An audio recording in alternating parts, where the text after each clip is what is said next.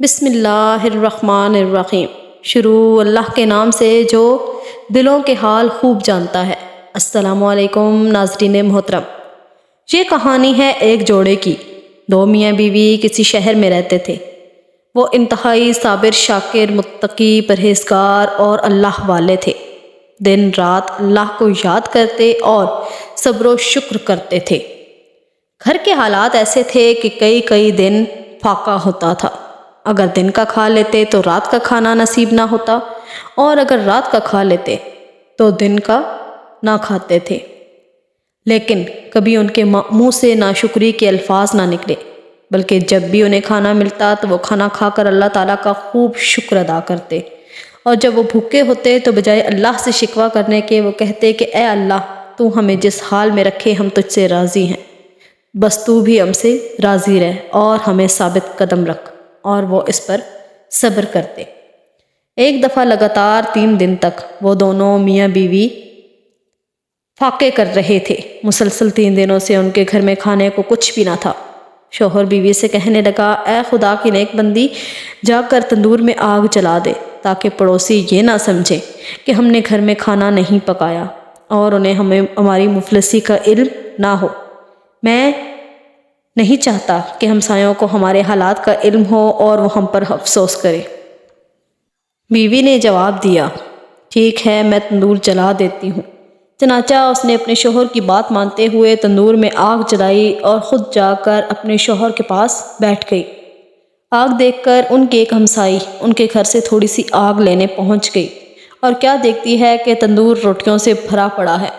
وہ وہیں صحن میں سے کھڑے ہو کر اس کو آواز دیتی ہے، اے نیک سیرت بندی، کہاں ہے تو؟ تندور جلا کر اور اس میں روٹیاں لگا کر خود کہاں چلی گئی ہے؟ روٹیاں جل جائیں گی۔ جب اس صابرہ عورت نے اپنی ہمسائی کی آواز سنی تو دوڑ کر صحن میں تندور کے پاس پہنچی، اور کیا دیکھتی ہے کہ واقعی تندور روٹیوں سے بھرا پڑا ہے۔ اس نے فوراً سے روٹیاں تندور میں سے نکالی اور اپنے شوہر کے پاس روٹیاں لے کر پہنچ گئی۔ دونوں میاں بیوی نے شکم سیر ہو کر کھانا کھایا اور اللہ تعالیٰ کا خوب شکر ادا کیا۔ بیوی نے حیرانگی سے شوہر سے پوچھا کہ تندور میں یہ روٹیاں کہاں سے آئی ہوں گی؟ شوہر نے کہا، مجھے پتا ہے کہ یہ روٹیاں کہاں سے آئی ہیں۔ میرا اللہ تو اس سے بھی کہیں زیادہ کی قدرت رکھتا ہے۔ اس عورت نے یہ سوچا کہ میرا شوہر تو اتنا ایماندار ہے اور اللہ پر اتنا بھروسہ رکھتا ہے، یہ سب کچھ اس کی قوت ایمانی کی وجہ سے ہوا ہے۔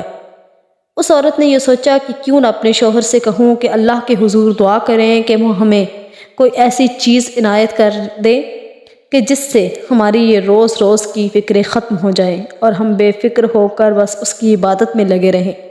چنانچہ اس نے اپنے شوہر سے اپنے ان خیالات کا اظہار کیا، لیکن اس کے شوہر نے کہا کہ ایسا کیسے ہو سکتا ہے؟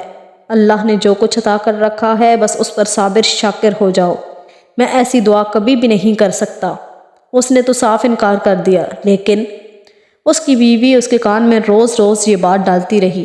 آخرکار ایک دن تنگ آ کر اس نے اپنی بیوی کی بات مان لی، اور وہ رات کے آخری پہر اٹھا اور دعا کی کہ اے اللہ، تو ہمارے حال سے خوب واقف ہے، لیکن مجھے میری بیوی نے مجبور کر دیا ہے، تو چاہے تو اس کی یہ خواہش پوری کر دے۔ ابھی وہ دعا مانگ ہی رہا تھا کہ طاق سے ایک ہاتھ اندر داخل ہوا۔ وہ بہت ہی روشن ہاتھ تھا، اور اس روشن ہاتھ میں ایک بہت ہی خوبصورت اور جگمگاتا ہوا موتی تھا۔ اس موتی کی روشنی اور چمک سے سارا گھر روشن ہو گیا۔ یہ دیکھ کر اس نے اپنی بیوی کو جگانا چاہا کہ اٹھ اے خدا کی بندی، دیکھ جو تو چاہتی تھی ویسا ہی ہو گیا ہے، جو تو چاہتی تھی اللہ نے وہ عطا کر دیا۔ یہ سن کر بیوی اٹھی اور کہنے لگی کہ تو نے مجھے کیوں اٹھا دیا؟ میں تو ایک لطیف خواب دیکھ رہی تھی۔ میں دیکھ رہی تھی کہ جنت ہر طرح سے سجی ہوئی ہے، اس میں ایک بہت ہی خوبصورت مکان ہے جو کہ انتہائی عمدہ ہیرے جواہرات سے بنا ہوا ہے، اور وہ اتنا روشن ہے کہ آفتاب بھی اس کے سامنے شرما جائے۔ میں اس کی زک و بک کو دیکھ کر ایسی کھوئی ہوئی تھی کہ ذرا ہوش آنے پر میں نے پوچھا کہ یہ اتنا خوبصورت اور روشن مکان کس کا ہے؟ جواب آیا کہ یہ تم دونوں میاں بیوی کا ہے۔ میں یہ بات سن کر خوش ہو گئی۔ اتنے میں اس مکان سے ایک روشن موتی غائب ہو جاتا ہے، اور دیکھتے ہی دیکھتے اس مکان کی خوبصورتی اور چمک مان پڑ جاتی ہے، اور وہ بدنما سا ہونے لگتا ہے۔ میں نے پوچھا کہ یہ کیا ہو گیا، وہ موتی کہاں چلا گیا؟ جواب ملا، وہ موتی تمہاری خواہشات کے مطابق دنیا میں چلا گیا ہے۔ جس قدر تم دنیا کی لذتیں اور راحتیں حاصل کرو گی، اس قدر یہاں کے رستے کم ہوتے جائیں گے اور اس مکان کی روشنیاں بھی ختم ہوتی جائیں گی۔ یہ سن کر میں بدحواس ہو گئی اور دنیا کی لذت اور آرام سے بے نیاز میں اس کشمکش میں تھی کہ اتنے میں تم نے مجھے اٹھا دیا۔ لہٰذا آپ اللہ تعالیٰ سے دعا کیجئے کہ وہ موتی جہاں بھی ہے اس کو واپس اسی مکان میں رکھ دے۔ دنیا کے فائدے اور لذتیں حاصل کرنے کے لیے میں آخرت کی آسائشوں کو کم نہیں کرنا چاہتی۔ میں آخرت کا گھر ویسا ہی روشن حاصل کرنا چاہتی ہوں۔ اس کے شوہر نے پھر سے گریہ و زاری سے اللہ کے حضور دعا مانگی، اے اللہ، جس طرح تو نے اس بندی کو جنت کا مزہ چکھا کر دنیا کی لذتوں سے بے نیاز کر دیا ہے، اس کے لیے میں تیرا جتنا بھی شکر ادا کروں کم ہے۔ ابھی وہ دعا مانگ ہی رہا تھا کہ پھر سے ایک روشن ہاتھ ظاہر ہوا اور اس روشن موتی کو اٹھا کر پھر غائب ہو گیا۔ محترم ناظرین، اس کہانی اور واقعے سے ہمیں یہ سبق ملتا ہے کہ اللہ تعالیٰ اپنے شکر گزار بندے کی شکر گزاری کو ضرور قبول کرتا ہے اور اس کی شکر گزاری کا بدلہ بھی یقیناً اچھا ہی دیتا ہے۔ محترم ناظرین، ہمیں ہر وقت اللہ تعالیٰ سے دعا کرنی چاہیے کہ وہ ہمیں اس فانی دنیا کی لذتوں سے بے نیاز کر دے اور اس لا فانی دنیا میں آسائشوں اور لذتوں والی زندگی عطا کرے۔ اس کے حصول کے لیے محنت کرنے کی توفیق عطا فرمائے اور ہر حال میں اللہ تعالیٰ کا شکر ادا کرنا چاہیے۔ امید ہے کہ آپ کو یہ کہانی اور یہ واقعہ بہت پسند آیا ہوگا۔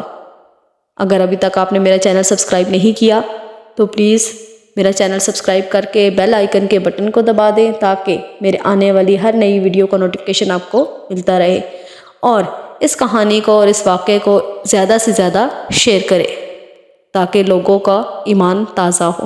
جزاک اللہ۔